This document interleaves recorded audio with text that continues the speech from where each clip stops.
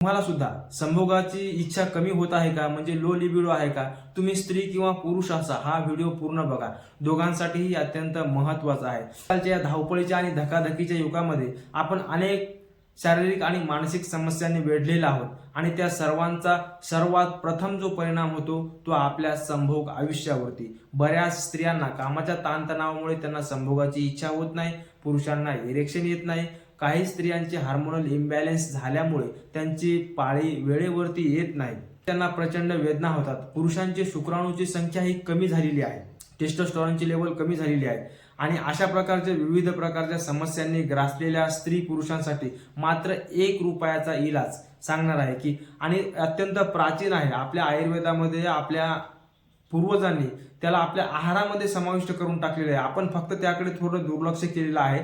तर अगोदर मी तुम्हाला वैज्ञानिक भाषेमध्ये समजून सांगतो. एक कर्क्युमिन नावाचा एक घटक असतो आणि जो आपल्या शरीराकरता अत्यंत आवश्यक असतो.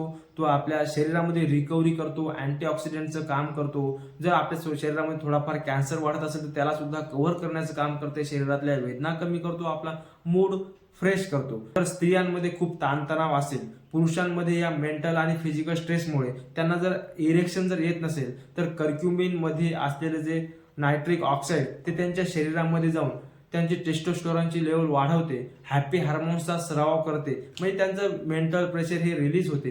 पुरुषांना योग्य प्रकारे इरेक्शन येते, कारण की या ठिकाणीची ज्या असलेल्या ज्या नसनाळ्या आहेत त्यांच्या ठिकाणी व्यवस्थित ब्लड फ्लो होत नसतो. जेव्हा तुम्ही स्ट्रेसमध्ये असता तेव्हा त्या नसनाळ्या रुंदावण्याचं काम करते, त्या ठिकाणी ब्लड फ्लो पाठवण्याचं काम हे नायट्रिक ऑक्साईड करत असते. जे कर्क्युमिन जे असते ते शरीरामध्ये नायट्रिक ऑक्साईड वाढवण्याचं काम करते आणि नायट्रिक ऑक्साईडची अशी प्रचंड आपल्याला फायदे आहेत. तर ते कर्क्युमिन कशामध्ये मिळेल आपल्याला, ती म्हणजे हळद. हळदीचं अनन्यसाधारण महत्व आहे. अनेक विविध धार्मिक विधीमध्ये आपल्या लग्न समारंभामध्ये हळदीचा प्रचंड उपयोग सांगितलेला आहे. कोणत्या वेदना झाल्या, कुठे लागलं, सूज आली, ठणक झाली तरी सुद्धा आपण हळदीचा उपयोग करत असतो. तर आपल्या संभोग आयुष्यासाठी सुद्धा हळदीचा प्रचंड चांगला उपयोग सांगितलेला आहे. तर हळदीसोबत आणखी एक त्यासोबत एक घटक घ्यायचा आहे, त्याच्यामध्ये काळी मिरी.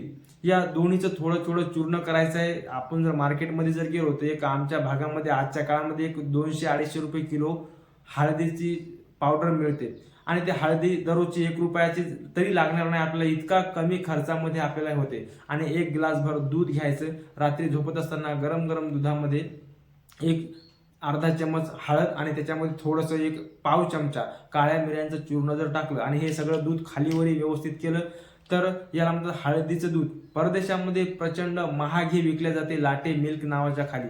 आणि जुन्या काळी जेव्हा संभोगाची पहिली रात्र म्हणजे सुहाग रात्र असायची, अशा वेळेस आपले पूर्वज हळदीचं दूध सुद्धा पाजल्या जायचे, त्यामुळे त्यांची संभोग इच्छा वाढायची आणि व्यवस्थित संभोग व्हायचा. हे असं तुम्ही दररोज करा. फक्त संभोगाच्या समस्येसाठी तुम्ही हे कराल, परंतु तुमच्या शरीरामध्ये त्याने अनेक फायदे होतील. स्त्री पुरुषांचं सौंदर्य वाढेल, त्यांची डायजेशन चांगली होईल. शरीरामध्ये कुठे सांधेदुखीचा किंवा ठणक, वेदनेचा, वाताचा जर प्रॉब्लेम जर असेल, कुठे आग वेदना होत असेल, इन्फेक्शन होत असेल, आज त्वचेचं सौंदर्य वाढवण्यासाठी या हळदीचे अनेक उपयोग सांगितलेले आहेत.